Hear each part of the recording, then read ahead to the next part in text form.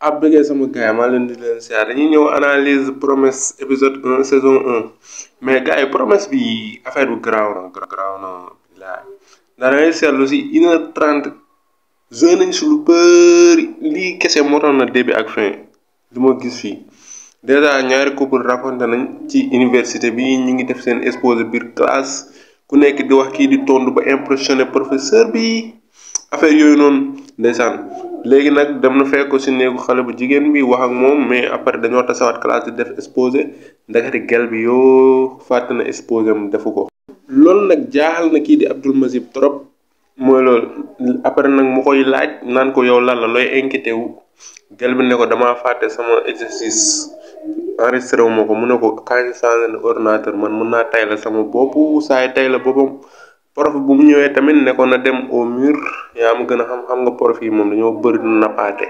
mais ci guddi si tase nañ gel bi ne ko lu tax nga def affaire yi mu ne ko man dama la buggaa guddi googu daal waxtaan nañ si lu bëri yaa ma gën a xam tasewaat si néeg bi di waxtaan affaire tourne autour du pot quoi nanguñu waxante dëgg bi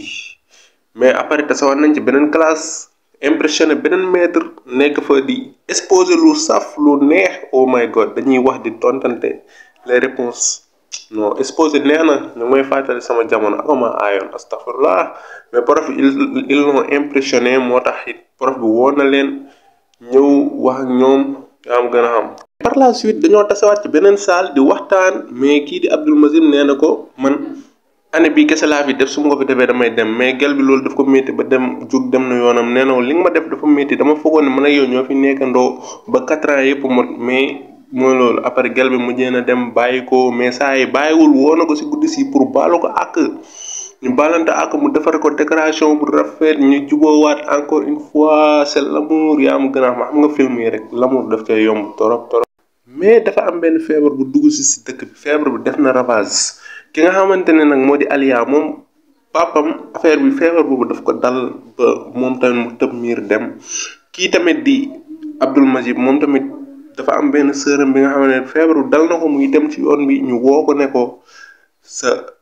fifi dee na maanaam sa rakk bi dee na kii tamit ba mu demee hôpital ba fekk na papam dee mooy loolu commencé na triste te lépp ci épisode 1 bi la xewee mais bu jëntalmaa bi tase nañ xam nga gel bi neen léegi day dem yoonam bëggatul nekk fii parce que ay parents am gaañu nañ yaa am gën a xam mais man li ma jaaxal lépp ci épisode 1 bi la xewee kon yow li ci topp nan la nar a mel loolu dina doy waar de mais par la suite dañoo gis lu graaw quelle surprise xoolal sama acteur préféré Jules César mu ngi marié wu ak Aliya te tase woon nañ bu yàgg ci biir film bi mais yàlla baax na affaire bi nar na métti nar na tàng ñaari acteurs yi daje fii